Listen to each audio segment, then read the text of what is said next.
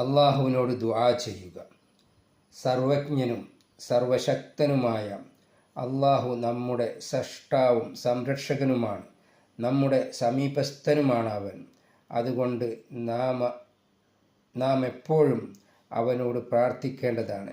നമ്മുടെ പ്രാർത്ഥന അവൻ സ്വീകരിക്കുക തന്നെ ചെയ്യും. മനസ്സറിഞ്ഞ് അവന് പ്രാർത്ഥിക്കണമെന്ന് മാത്രം, മനസ്സറിഞ്ഞ് അള്ളാഹുവിനോട് പ്രാർത്ഥിക്കണമെന്ന് മാത്രം. വിനയത്തോടെയും രഹസ്യമായും നിങ്ങളുടെ നാഥനോട് നിങ്ങൾ പ്രാർത്ഥിക്കുക. അതിരുകടന്ന് പോകുന്നവരെ അവൻ ഇഷ്ടപ്പെടുകയില്ല. പ്രാർത്ഥനയിൽ കയ്യും കാലും കെട്ടടിച്ച് അതിരുകടക്കുന്ന ആൾക്കാരെ അള്ളാഹു ഇഷ്ടപ്പെടില്ല. സൂറത്തുൽ അറാഫിൽ അള്ളാഹു പറയാണ്, ഉദ്ഉ റബ്ബക്കും തളർറുഅൻ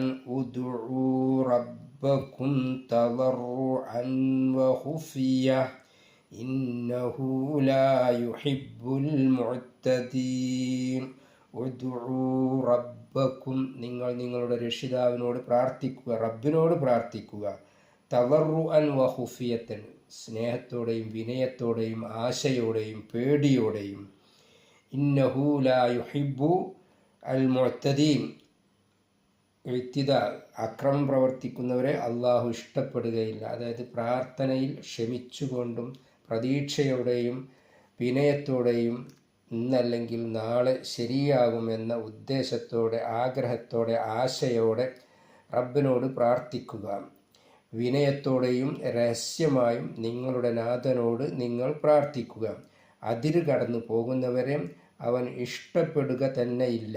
വിശുദ്ധ ഖുർആൻ. പ്രപഞ്ചനാഥനും സർവശക്തനുമായ അള്ളാഹുവിനോട് പ്രാർത്ഥിക്കാൻ അവൻ്റെ ദാസന്മാരും സൃഷ്ടികളുമായ നാം ബാധ്യസ്ഥരാണ്. രഹസ്യമായും വിനയത്തോടെയുമാണ് നാം പ്രാർത്ഥിക്കേണ്ടത്.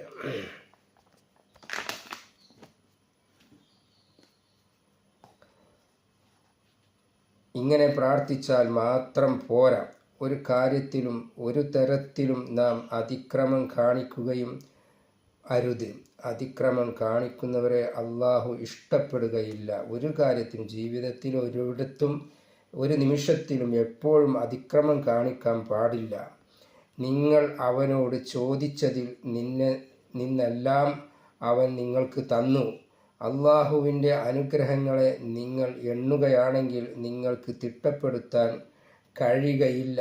മനുഷ്യൻ വലിയ അക്രമിയും വളരെ നന്ദികേട് കാണിക്കുന്നവനും തന്നെയാണ്.